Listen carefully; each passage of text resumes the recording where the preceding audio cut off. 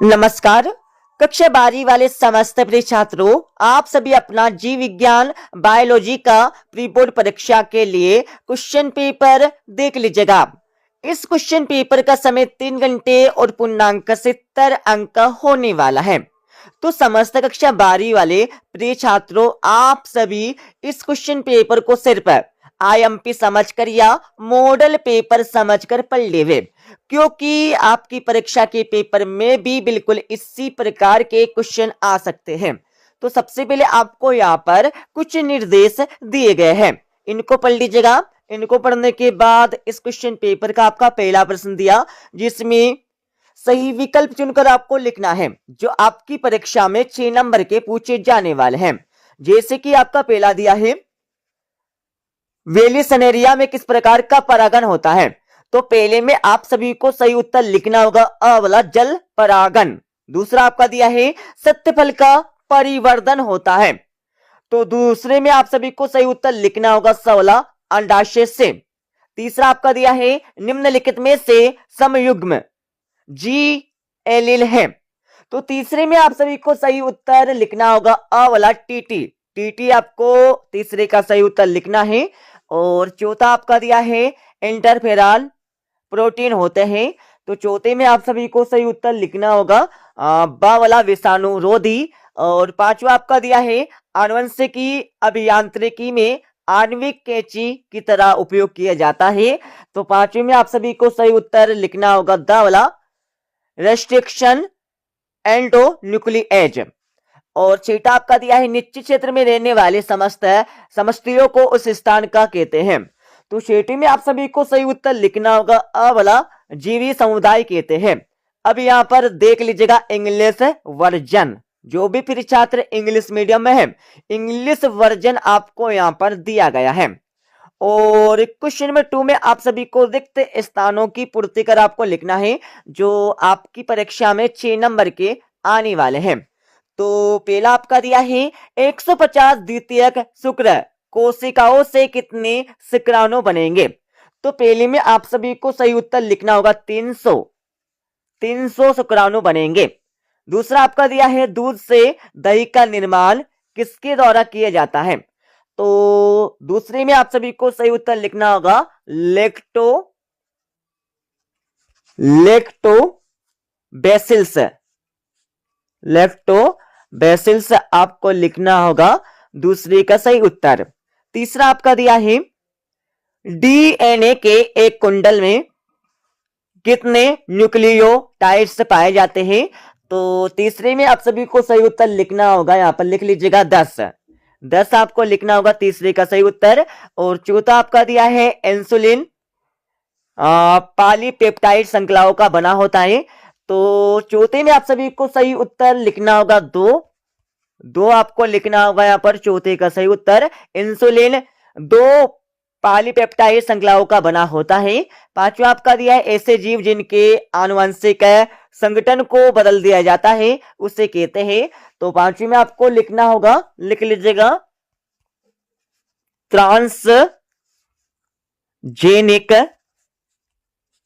Transgenic जीव, ये आपको लिखना होगा पांचवी का सही उत्तर। और छठा आपका दिया है, पादपों को क्या कहते हैं, क्योंकि वे कार्बन डाइऑक्साइड का स्थिरीकरण करते हैं। तो छठी में आप सभी को सही उत्तर लिखना होगा, लिख लीजिएगा जैविक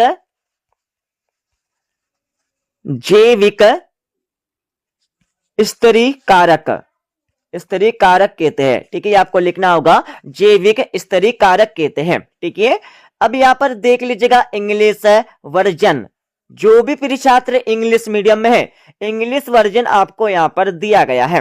ठीक है, और क्वेश्चन नंबर 3 में आप सभी को सत्य या असत्य बताना होगा, जो आपके एग्जाम में 6 नंबर के पूछे जाने वाले हैं।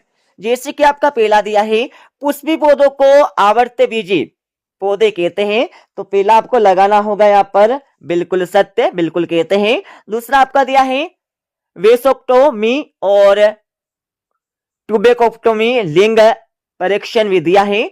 तो सेकंड में आप सभी को सही उत्तर लिखना होगा असत्य, बिल्कुल नहीं है। और तीसरा आपका दिया है, समजात अंक की मूल संरचना व उद्भव समान होता है, लेकिन वह भिन्न भिन्न कार्यों हेतु अनुकूलित होते हैं। तो तीसरे में आपको लगाना होगा बिल्कुल सत्य। चौथा आपका दिया है नील हरित शैवाल मृदा में कार्बनिक पदार्थों की वृद्धि कर उनकी या उसकी उर्वरता को बढ़ाती है। तो चौथे में आपको लिखना होगा यहाँ पर बिल्कुल सत्य। और पांचवा आपका दिया है सुनहरे चावल में विटामिन ए प्रचुर मात्रा में पाया जाता है। तो पांचवें में आपको लिखना होगा बिल्कुल सत्य, बिल्कुल पाया जाता है। छठा आपका दिया है जंतुओं में एनेलिड सबसे अधिक समृद्ध जाति वर्ग समूह है।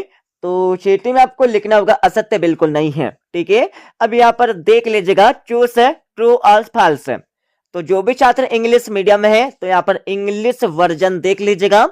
क्वेश्चन नंबर 4 में आप सभी को सही जोड़ी का मिलान करके लिखना होगा।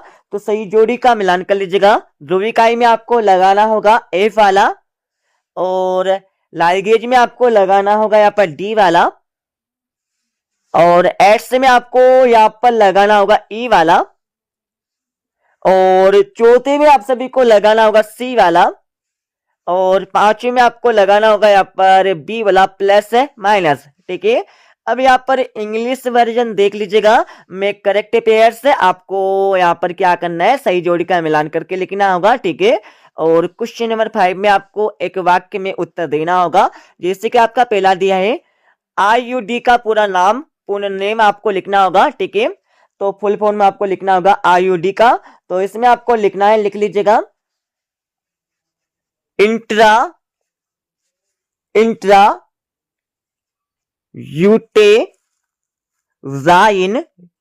Uterine device. ठीक है, डिवाइस या डिवाइस, ये आपको लिखना होगा इंट्रा यूटेराइन डिवाइस। ठीक है, पहले का सही उत्तर। सेकंड आपका दिया है आदि वायुमंडल में किस गैस की अनुपस्थिति थी। तो सेकंड में आप सभी को सही उत्तर लिखना होगा ऑक्सीजन। ऑक्सीजन आपको लिखना होगा सेकंड का सही आंसर O2। ठीक है, और तीसरा आपका दिया है रुधिर में होने वाला कैंसर को क्या कहते हैं। तो इसमें आपको लिखना होगा ल्यूकेमिया। ठीक है, ये आपको लिखना होगा ल्यूकेमिया कहते हैं। चौथा आपका दिया है बीटी कपास में स्थानांतरित कीटरोधी प्रोटीन का नाम क्या है। तो चौथे में आप सभी को सही उत्तर लिखना होगा क्राई प्रोटीन है। और पांचवा आपका दिया है पृथ्वी के फेफड़े वन किसे कहा जाता है। तो पांचवे में आप सभी को सही उत्तर लिखना होगा अमेजन। वन सेकेंड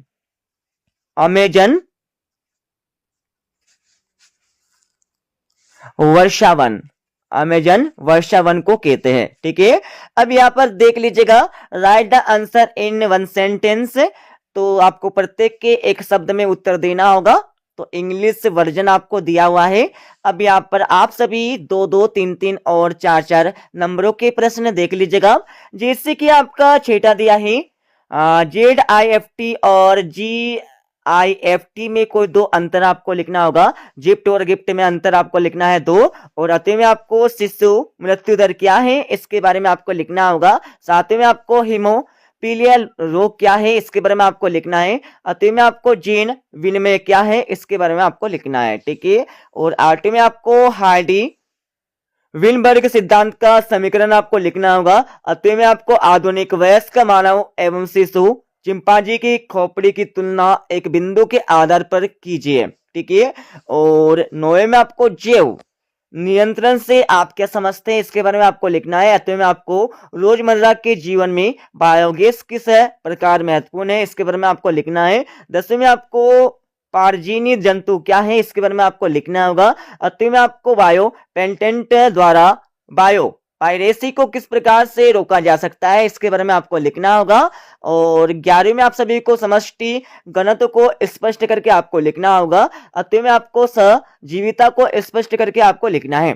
12वें में आपको भारत में वन्य जीवों की विलुप्ति के 2 प्रमुख कारण आपको लिखना होगा। अतः में आपको इन सिटू संरक्षण की 2 उपयोगिता आपको लिखना है। और 13वें में आप सभी को कार्बस लुटियम एवं एक्रोसोम के दो कार्य आपको लिखना होगा। और 8वें में आपको प्लेसेंटा के कोई 3 कार्य आपको लिखना होगा। और 14वें में आप सभी को मनुष्य में लिंग निर्धारण की क्रिया को आरेख की सहायता से समझाकर आपको लिखना होगा। 8वें में आपको प्रभाविता व अपूर्ण प्रभाविता को स्पष्ट करके आपको लिखना होगा। 15वें में आपको बायोगैस है संयंत्र की संरचना का चित्र बनाकर आपको लिखना है और 8वां प्रश्न आपको दिया है। ठीक है। और 16वां प्रश्न आपका दिया, पलट लीजिएगा। 16वें के बाद 17वां प्रश्न आपको दिया गया है। 17वें के बाद प्रिय छात्रों यहाँ पर देख लीजिएगा 18वां प्रश्न, जिसमें आनुवंशिक गुट की कोई 4 विशेषता आपको लिखना होगा। 8वें में आपको डीएनए की संरचना का वाटसन क्रिक मॉडल चित्र सहित आपको समझाना होगा। और प्रिय छात्रों आपको एक और क्वेश्चन याद करना है, वो फिंगरप्रिंट वाला। ठीक है, डीएनए का फिंगरप्रिंट वाला आपको एक क्वेश्चन याद करना होगा। ठीक है, क्योंकि वो very very very important question है बोर्ड एग्जाम 2025 की परीक्षा के लिए। और 19वें प्रश्न में आप सभी को सक्रिय एवं निष्क्रिय प्रतिरक्षा में 4 अंतर बताना होगा। और 8वें में आपको यौन संचारित संक्रमण STI को स्पष्ट करके आपको लिखना है। और किन्हीं 2 STI रोगों के नाम आपको लिखना है। और 20वां प्रश्न आपका दिया है। ठीक है, अब यहाँ पर उत्तर भी साथ साथ में देख लीजिएगा। तो ये आपका 6ठे प्रश्न का उत्तर आपको दिया है अथवा सहित। ठीक है, 6ठे के बाद आप सभी यहाँ पर 7वें प्रश्न का उत्तर यहाँ पर देख लीजिएगा। 7वें के बाद आप सभी को 8वें प्रश्न का उत्तर यहाँ से मिल जाएगा अथवा सहित है। और थोड़ा आगे चलेंगे तो आप सभी को 9वें प्रश्न का उत्तर यहाँ पर मिल जाएगा अथवा सहित है। ठीक है, और आप सभी को 10वें प्रश्न का उत्तर यहाँ से मिल जाएगा अथवा सहित है। 10वें के बाद आप सभी को 11वें प्रश्न का उत्तर यहाँ से मिल जाएगा अथवा सहित।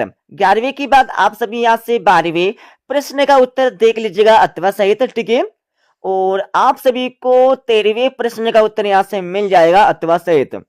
और आप सभी को यहाँ पर 14वें प्रश्न का उत्तर यहाँ से मिल जाएगा अथवा सहित। ठीक है, और 15वें प्रश्न का उत्तर आपको यहाँ पर दिया है पूरा का पूरा। और प्रिय छात्रों आपको क्या करना है, 16 से लेकर 20 तक के प्रश्नों के उत्तर अपनी किताब से देखकर पढ़ लेना है। ठीक है, आप सभी इस क्वेश्चन पेपर को सिर्फ IMP या मॉडल पेपर समझकर पढ़ लेवे। ठीक है, मिलते अगले वीडियो में।